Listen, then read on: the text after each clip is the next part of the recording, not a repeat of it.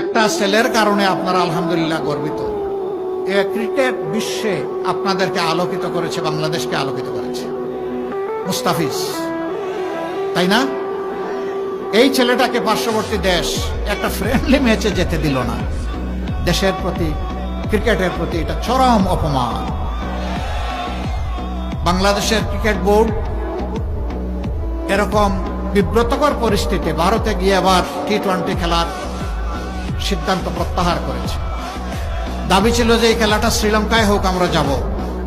Cricket board এই সঙ্গত দাবিটাকে মানল না। আমরা দুঃখিত, আমরা লজ্জিত। এখনো সময় আছে, আমরা অনুরোধ করি আপনারা আপনাদের সিদ্ধান্ত রিভিউ করেন। এরকম দুনিয়ার বহু দেশে ইতিহাস আছে। বিশ্বকাপ হয়েছে, কোনো একটা দল ইনসিকিউর অথবা ইনসাল্ট ফিল করেছে, সে বলেছে আমরা ওই দেশে গিয়ে খেলবো না, পার্শ্ববর্তী দেশের ভেন্যুতে আমরা খেলবো। সেই দেশ নির্ধারণ করা হয়েছে। যদি অন্যদের